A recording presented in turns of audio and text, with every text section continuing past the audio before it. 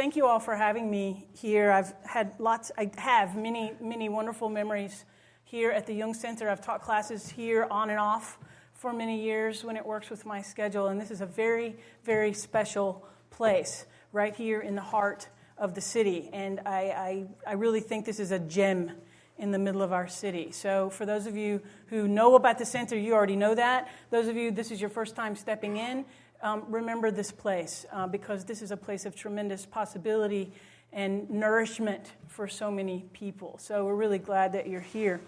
The topic for this today is something around happiness. I forget what we titled it, but it was something about happiness and meaning and purpose and all of that. So I've just been brooding about it for the last few weeks and months and just sort of driving around in my truck thinking about, happiness.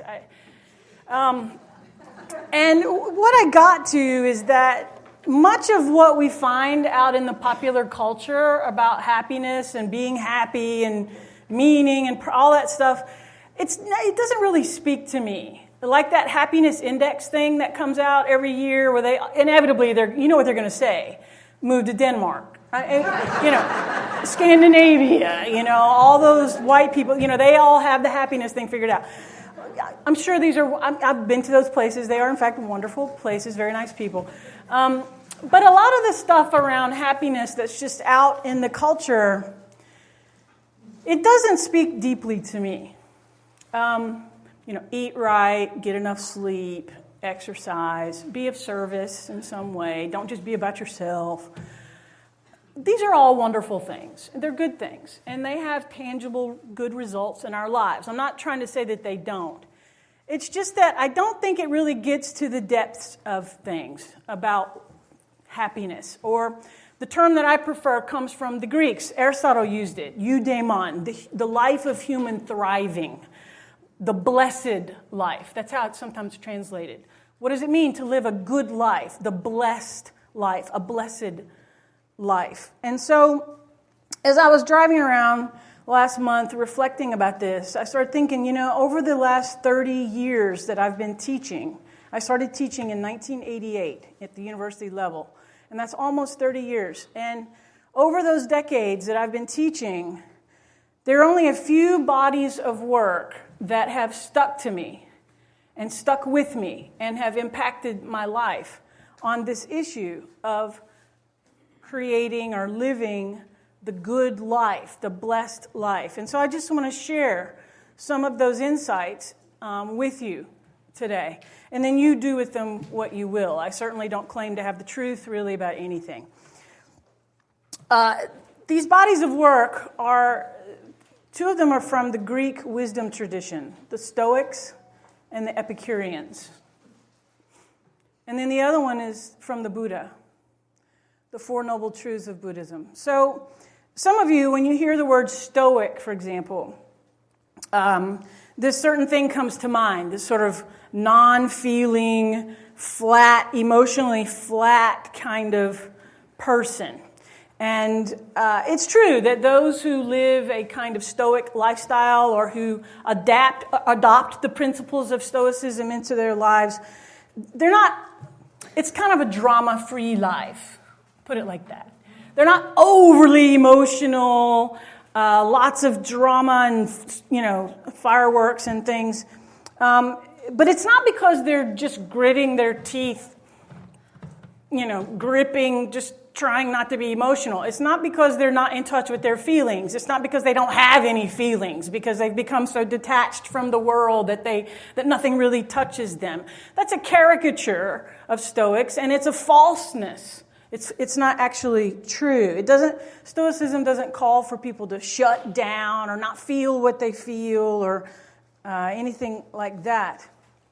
What I have found in this body of teaching that I have brought into my own life is a teaching around coming to terms with things. Coming to terms with things in life, with the way life is, with the way things are, and gaining acceptance of that. And that as we can do that, as I can do that, the quality of my life improves. The quality of my inner life improves, and that, to some extent, dictates the quality of my external life. And so this is a wisdom tradition in the Greek world, the Stoic teaching. So the Stoics have a couple of tenets, and so I've sort of pulled those out. I think probably the number one tenet of this wisdom on having the blessed life is some things are in our power, some things are not in our power. Life is miserable when we don't know the difference, when we confuse them, when we forget.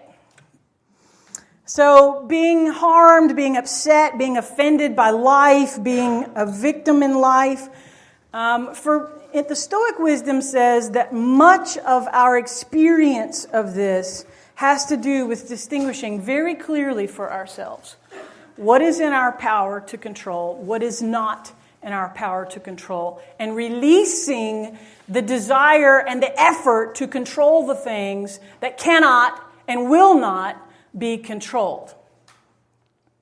So there's a whole list of things that we don't control.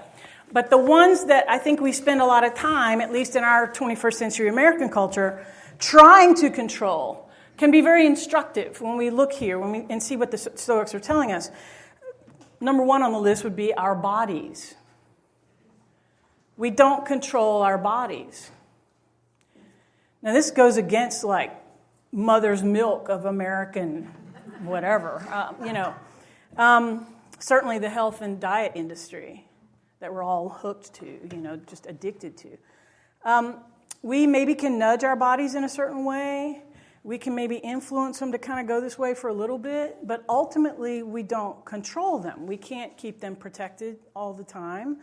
We can't keep them healthy all the time. We can't prevent them from declining as they age. We can't prevent them from aging. No amount of plastic surgery, no amount of makeup, no amount of gym rat work is going to stop that. Our bodies are going to do what our bodies do.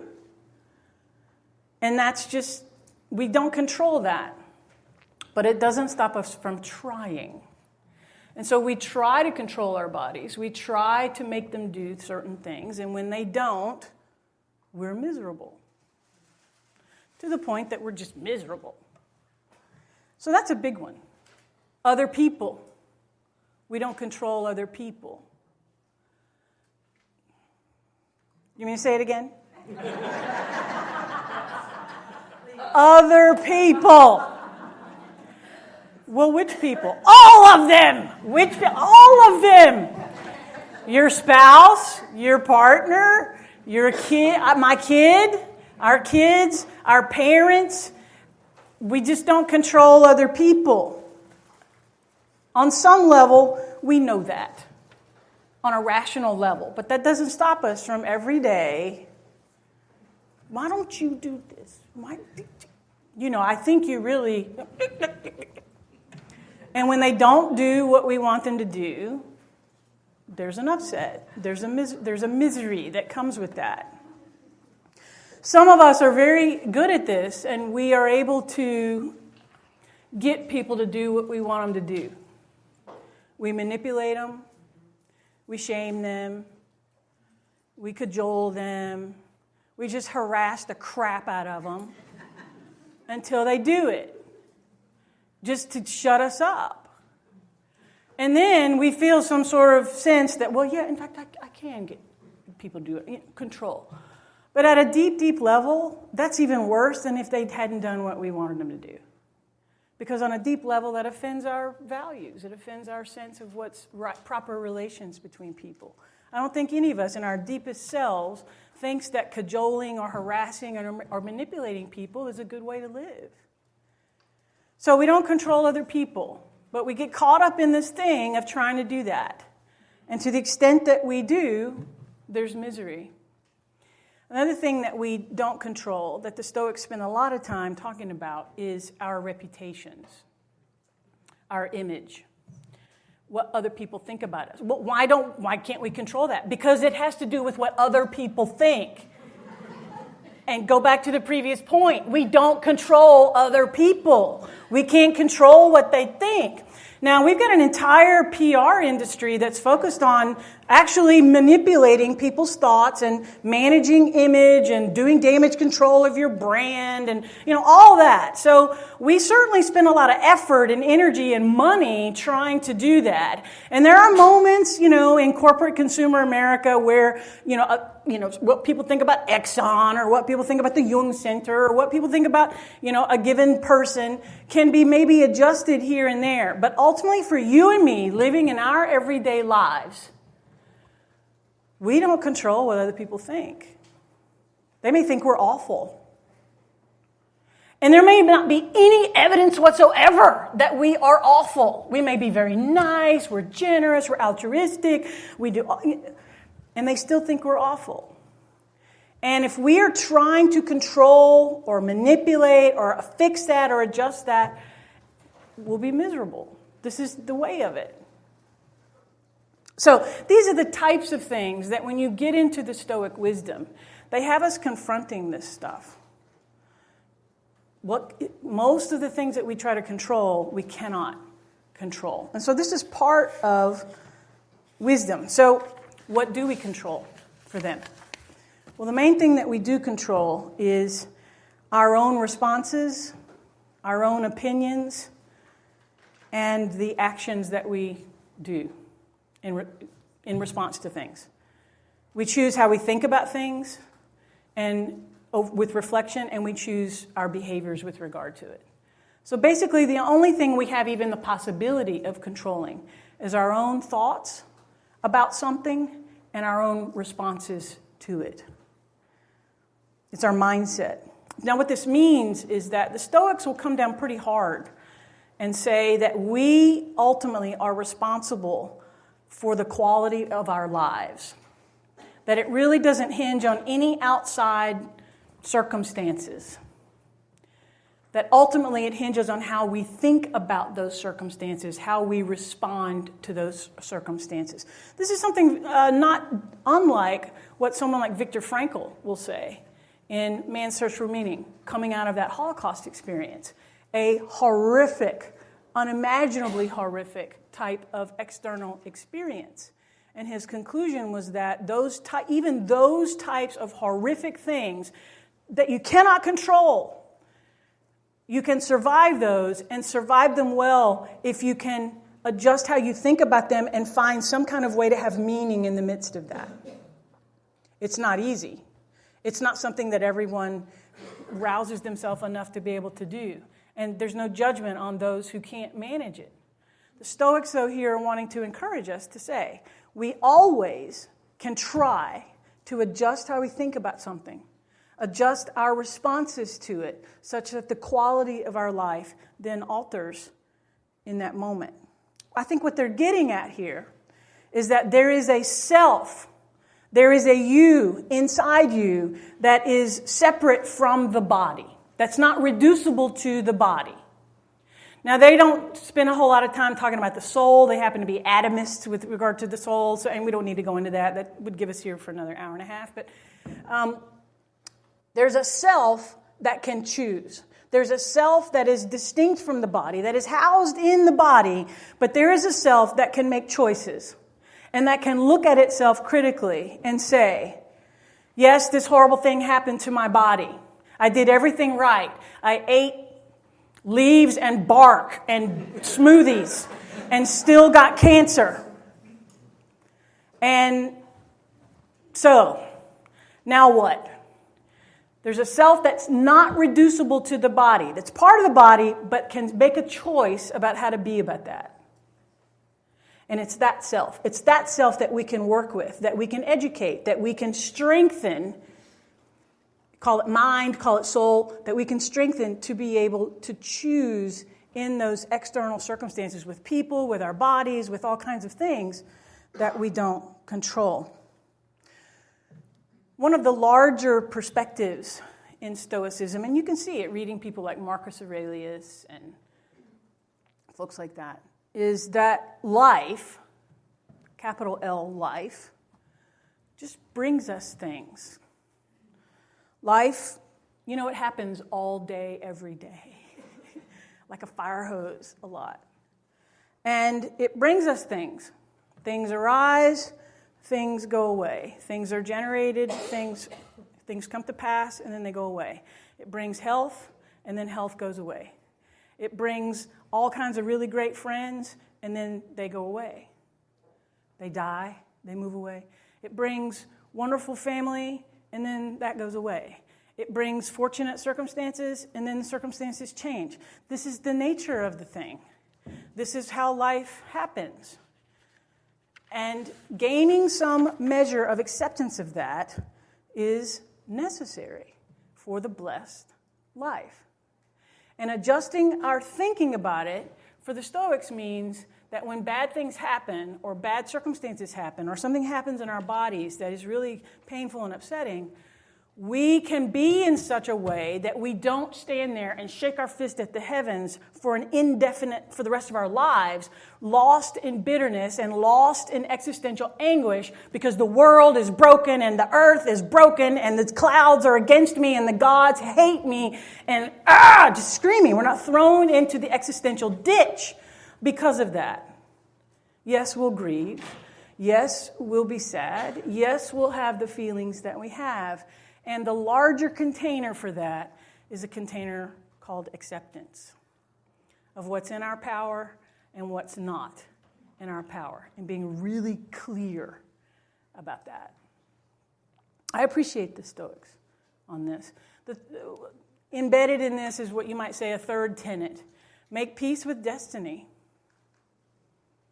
Make peace with destiny, or the nature of things. We're going to have to go there anyway. That's the definition of destiny. They'll say, what would be destiny? So the Stoics will say, well, look at what is common for all people at all times, in all places. Death, illness, loss.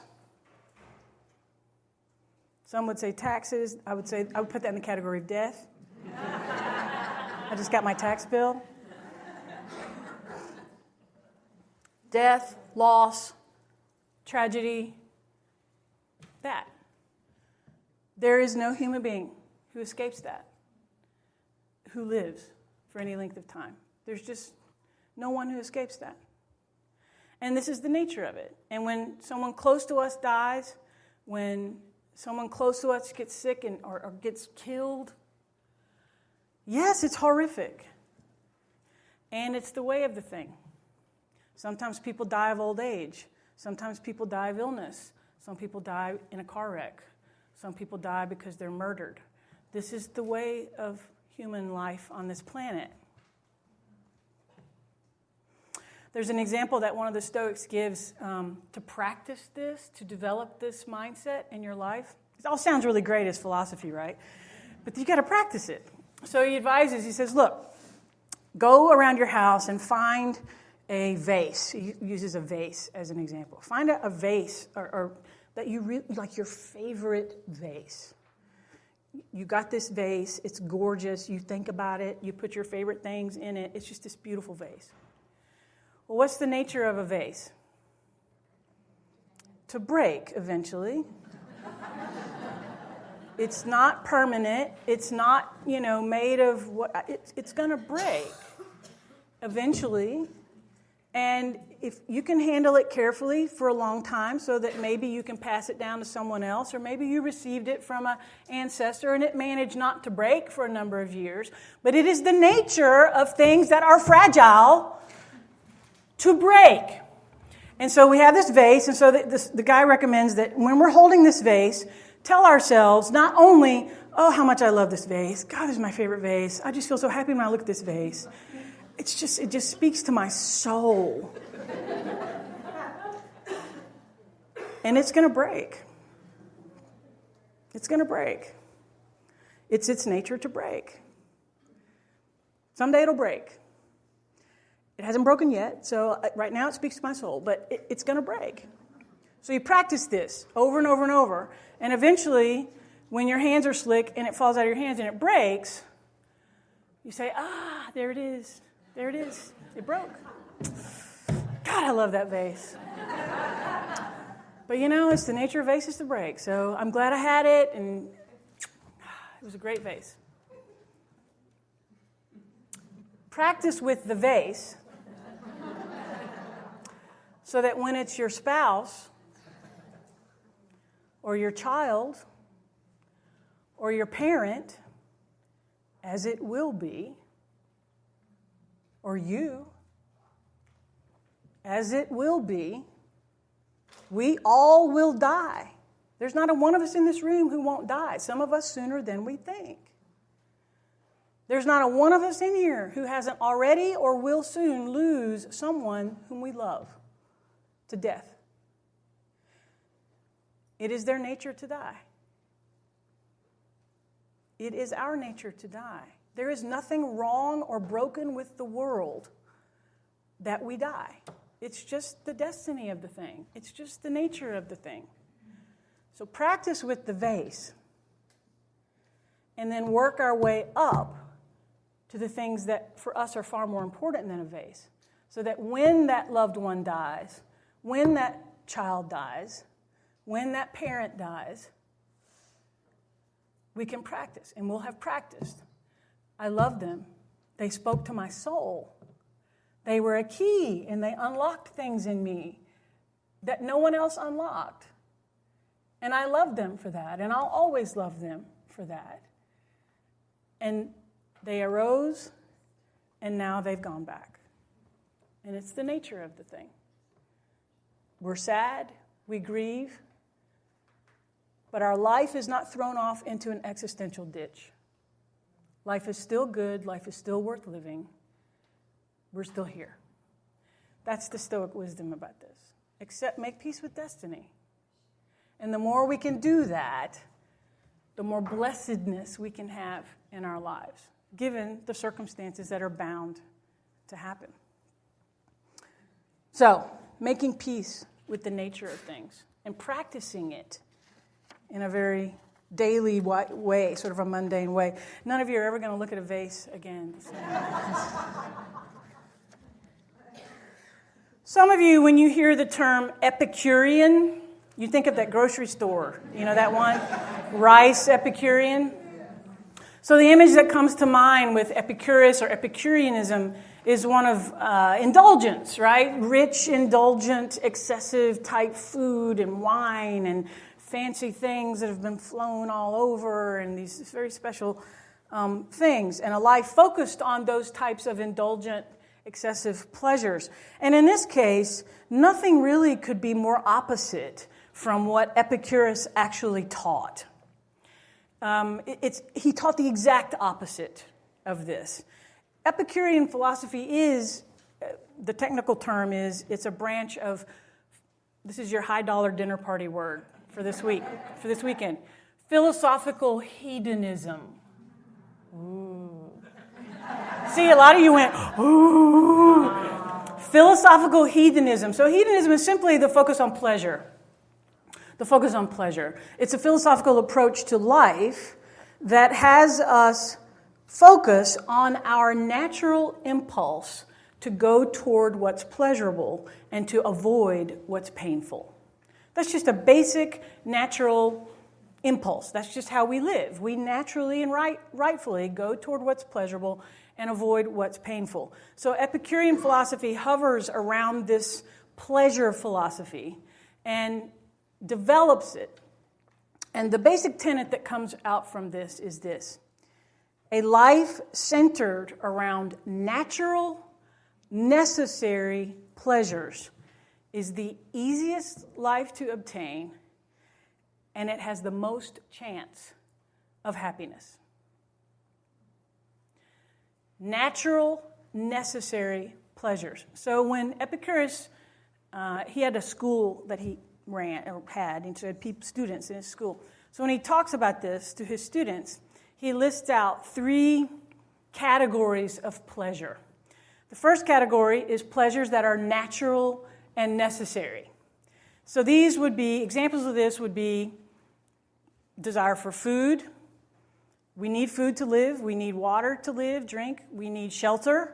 We need clothing. As human beings, we are social mammals, so we need some sort of social stimulation, maybe not as much as our extrovert partners want. Mine's a crazy, raging extrovert, too. I don't understand. But we all need some form of social interaction, human interaction. Some of us would say that some part of that needs to be erotic or sexual in nature. That seems to be very deep within us as a natural and necessary thing. So these are the sort of basic level pleasures. And Epicurus says if we can hone as close to those as possible, then we have a high chance of happiness. Let's get to the second level. Natural and unnecessary pleasures. So this would be things that are natural, like food and water and clothes and shelter. But it would be lobster, $100 bottles of wine, minimum 8,000 square feet, marble, granite, gold, diamonds, multiple cars, starting salary as a teenager in the six figures. That. Natural, unnecessary. And the reason that this level of pleasure does not provide as much happiness as the first level is that, first of all, it's harder to obtain that. So you got to do stuff. You may have to work a job you hate to pay for the house. You may have to live a life you don't like and be too busy working 60, 70 hours a week to pay for the house, to pay for the insurance, to pay for the car, to pay for the granite, and to pay for the gold and the jewels. And that sucks. Because you don't have any time. And you work too much and you hate your boss. You used to like your work, but now it's just all a blur and you hate it all and you're exhausted and you drink too much. That's not happy. You got all the trappings, but it's not happy. And it's hard to maintain that stuff. Insurance goes up. You got to keep working. The third level is unnatural and unnecessary pleasures.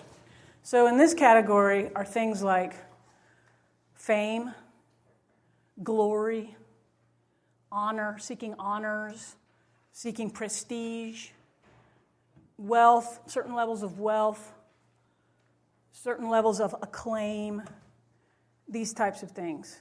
High standing in the community. A life oriented around these has a very high chance of misery if you deliberately seek these. Not that they just come, but if you deliberately are seeking these, and if we're running our lives to achieve those things, there's a high possibility for misery here, Epicurus says. Mainly because of what the Stoics told us. We don't control what other people think about us. So if we're basing our happiness on them thinking highly enough of us to give us the medal, or to make us the honoree at the banquet, or to, whatever, give us all this prestige, we're really going to be miserable. So the life that Epicurus envisions here, he calls his school the garden, is one of simple, natural, and necessary pleasures.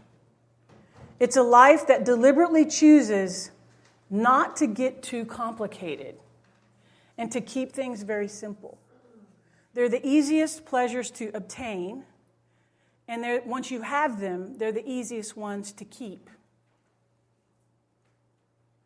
The other pleasures in the category 2 and 3, they can provide some pleasure, but the cost of getting them and keeping them often outweighs the pleasure that they provide. The pain involved with getting them and keeping them often undermines the pleasure. I've come back to these lessons again and again in my life as I've contemplated various career moves and been offered more and more and more and more money, more titles, more stuff, bigger jobs. And there's nothing inherently wrong with those things. Epicurus is not judging anybody. This is pre-Christian. There's no Christian guilt here. There's nothing wrong with it morally. It's just a question of how might we live a blessed life, and avoiding that stuff as much as possible, or at least being very discerning about it.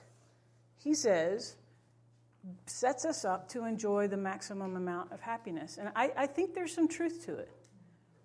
I've said no to a lot of things in my professional life on this thinking.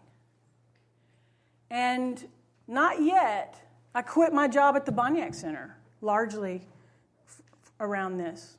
It was becoming too much. It was becoming, the money was there, all the, the stuff and all that, and I chose to back away from it because I felt it. I felt the calculation shift away from the deep pleasure to lingering pain, anguish, mental, emotional, just exhaustion. And I thought, you know what? I need to say no to this. So I quit. I don't make half the money I made then. I'm not a quarter as busy doing work. In many ways, I got my life back. I got my time back. I got my freedom back. Those things are very valuable to me. Money does not make up for those things in my calculus. So it's a very powerful set of wisdom teachings for me. The world's religions spend a lot of time hovering around these things too. And over the years, as a teacher of world religions, every time I teach about Buddhism, and I teach about the Buddha's core teaching, which is the Four Noble Truths, I'm more and more convinced that they're noble and that they're true. And he spends a lot of time on the working of desire in the human self, in the human person, the way desire works, the way it functions in our lives. And what he ends up saying, the basic tenet, is that at its base, most suffering can be understood as deriving from our unenlightened desires and cravings. We run around the world and in our lives mostly driven, dragged by unenlightened desires. So what would be some things, some examples of these? Well, we desire things to be other than they are. We desire our loved ones to live forever. They won't.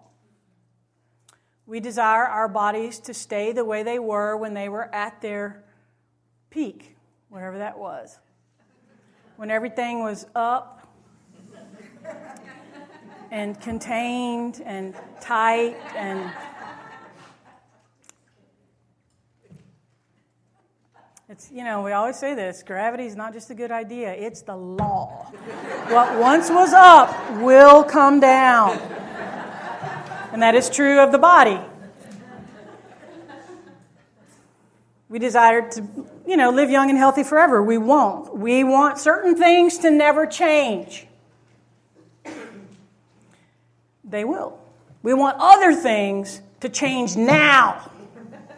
They won't. Buddha says mostly we're dragged through life like as if we have a ring in our nose. And we're just dragged, experience to experience. When we're little kids, we say, and I'm using, American middle class life as the example. We're little kids, we say, if I can just grow up and get my driver's license and have some independence, I'll be happy.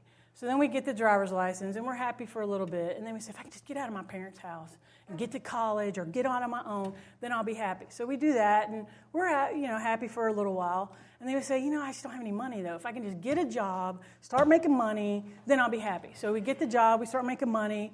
Okay, something's missing. I need to find my person. There's a hole here. I need to find my person. So we find that person. And we're with them. We either get married or whatever it is. And so, okay, good. We're happy for a few minutes. And they're like, we need to have a child. There's something missing in our home. It's just this empty home with no laughter. So we want to have children. So we have the child. And then we're like, child. And then we're like, oh God, now I gotta make more money. I just need more money. The child's expensive. I need to make more money, and then I'll be happy. So we make more money. We get a new job. It's more money, but more hours. And then we say, oh, the job's okay, but if I could just get out of this marriage, then I'd be happy. I thought he was the person, but he's not the person. I got to get away from the person. So then we get away from that person, and then we say, if I could just get out of this job. Actually, I need a bigger house. I'm just so cramped in here. I need the bigger house. I need more space. So we get the bigger house, and then we say, you get the picture? And then we die. And they throw dirt over us and then go to Denny's for breakfast.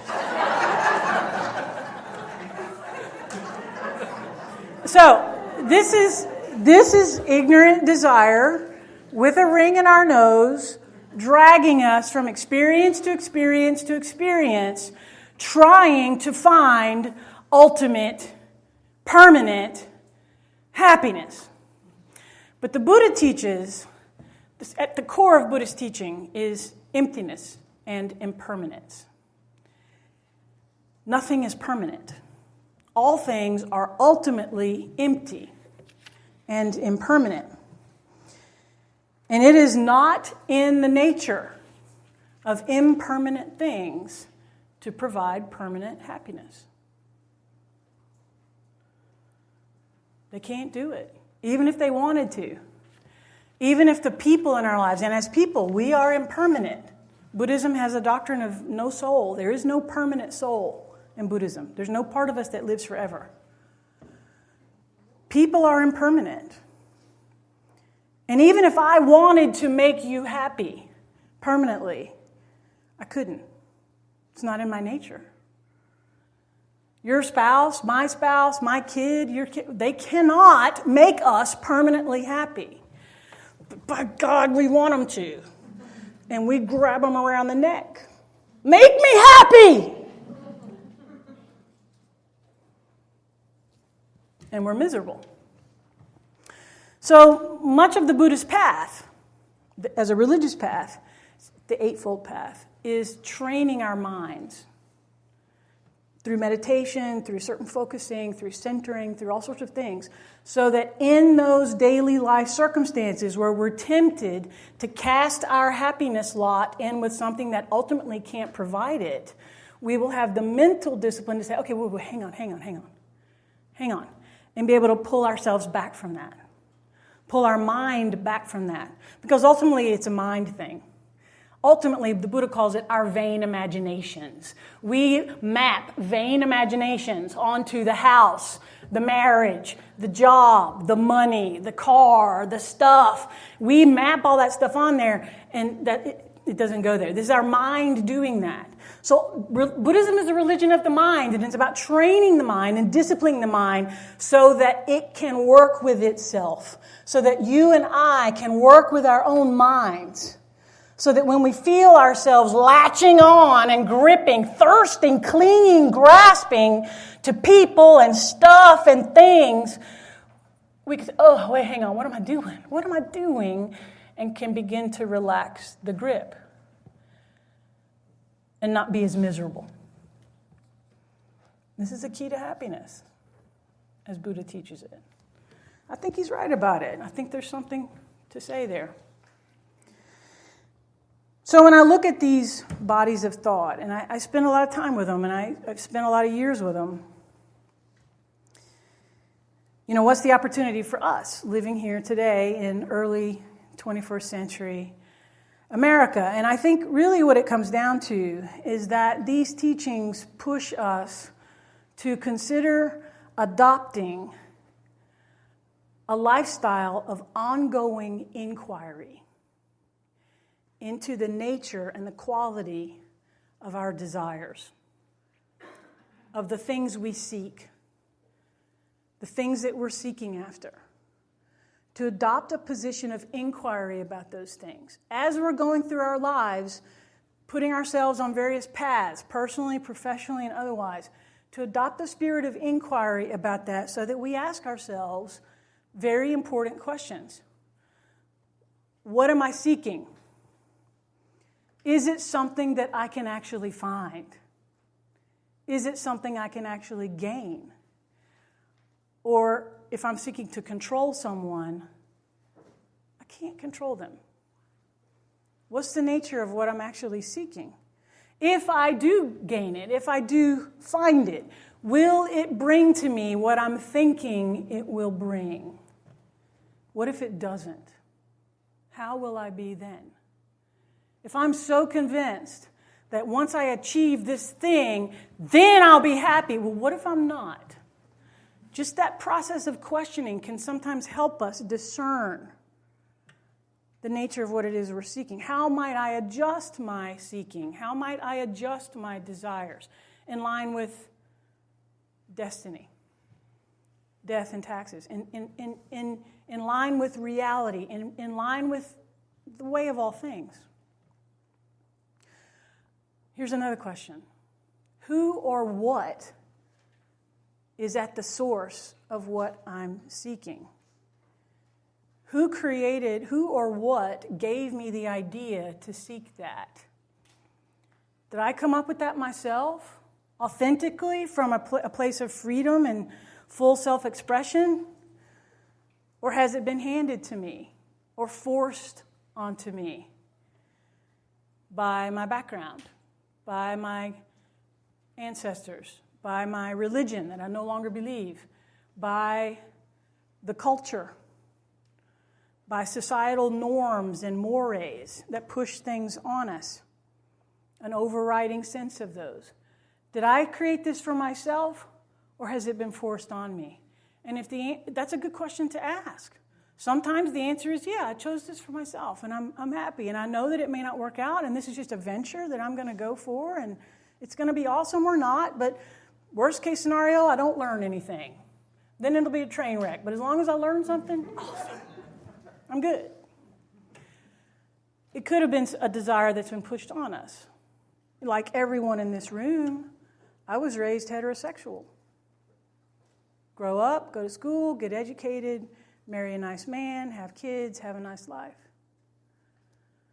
It's a fine path if you're straight. I'm not. I have a nice spouse and kids and a house and the nice car and all that, but it's a woman that I live with. And it took 6 years of, on some level, psychically laying in the fetal position, crying and being scared to death, to throw off that false sense of what the society demanded that I do in order to live within what was authentically me and to choose that as mine. Not to choose to be gay, to choose to accept that and to live in it. And it wasn't easy. And I literally thought I was going to die sometimes because it was just so hard. But the pain of it is way less than the larger pleasure, the larger blessedness, the larger joy and contentment I have in my life because I'm living authentically. I'm seeking and living authentically rather than living something that was foisted onto me by the dominant culture. This is true for women. It's true for men. Men and women, we get, these models of what it means to be a good woman, to be a good man. These just get hammered down on us like straitjackets. And sometimes we have to resist those things. And so a process of inquiry, these desires that I have, this path that I've chosen, this pleasure that I'm seeking, this goodness that I'm seeking, am I really choosing this from an authentic place, or is this something that's been pressed onto me? And if it is the latter, what do I need to do? What support can I get? What inside from myself and from the community, from my associates, what can I do to get myself in a place where I can resist that and move to something more authentic? Might happiness be found in renouncing that which I did not freely create or choose and embracing only what is authentically mine, and in your case, yours? These are hard questions. And at a level of pop culture in America, like Oprah, we ask those things all the time. But to really live them in your life with your family and your background and your situation and mine, it's not easy, always. And it'll take something. And we'll probably lose some people in the process. I've certainly lost friends and family in the process. And that's just one example. There are other examples in my life. But I think we all have to do this work. And it's the work of deep meaning and deep values. Living at the level of the depths, which is what Jungian work and so much other work is about. Choosing to live in the depths, not in the shallows. And it's not easy, but I think ultimately it leads us to the most profound and subtle and exquisite type of happiness and blessedness that we can have in this life. So there you have it. That's what I know.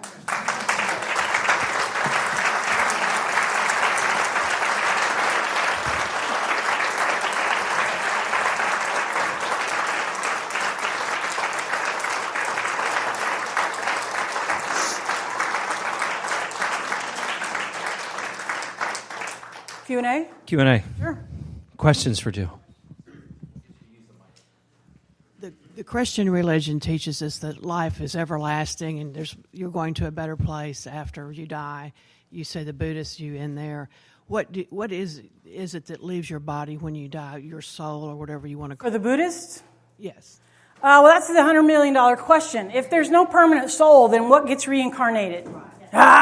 Trick question. So what they'll say is that, and I'll use an analogy here, if you imagine a pile of logs with a flame on top of it. So the pile of logs is your particular body, and the flame is yourself, your soul, which is not permanent, but it exists, but it's not permanent. So when this pile of logs burns down, a spark will come to the next pile of logs and ignite that. So that's your next life. And then that'll burn down, and then it'll go to the next life. And then once all of your negative karma is burned off, the flame is extinguished. In a literal term, the term nirvana means blown out, like you blow out a candle. So where does the flame go when it's blown out? To some little heaven of all the flames? No, it's just gone. It's gone. So there's nothing permanent about our soul, but it exists enough to be reincarnated and to make its way through life in certain forms, but it's not permanent. And all the different heavens and hells in Buddhism are all temporary states. You'll be born in and out of them based on your karma. Whether you buy that or not, it's your business. I'm just telling you.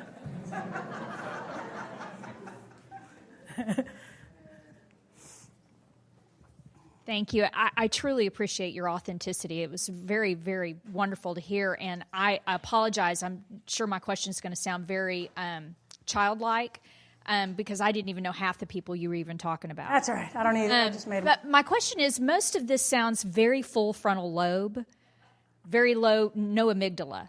And you're talking about, like, with my kids, I see a lot of happiness, yet they're working out of amygdala, not out of full frontal. So to me, when I hear you speak, can happiness be like when you were talking about because they're meeting that necessary and they're totally in the moment, or yeah, a lot of that that's a thinking's good question. not there. Yeah, so I'm not a brain science person, so I can't speak about all those areas of the brain, whatever they are.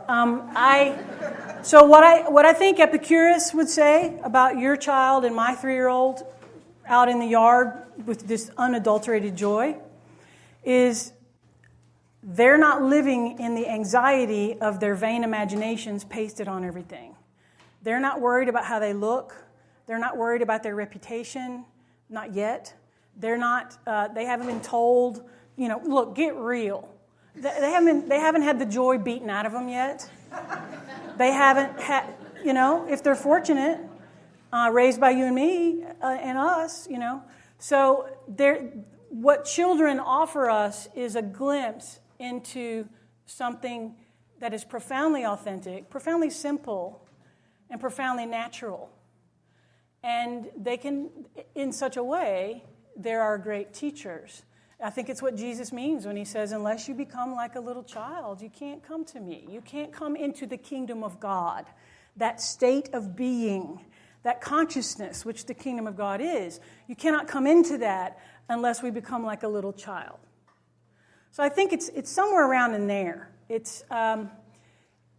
There's a freedom and a full self-expression that children have, that they eventually, living in society, we often beat it out. We don't literally beat it out of them, hopefully, but we just, we force them to let go of it.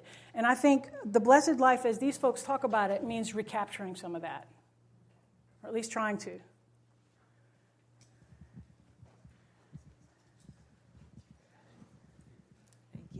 Thank you. The works from which you quote, the Stoics, Epicurean, referencing Viktor Frankl and the Buddha, are as relevant today as they were thousands of years ago. Is there any modern day system that embraces this? Certainly not contemporary religion by much stretch of the imagination. Buddhism. Yeah, I mean, it's not Oprah, it's not what is spoon-fed to us, but is this congealed in some ball that is easily accessible? Yeah, good question.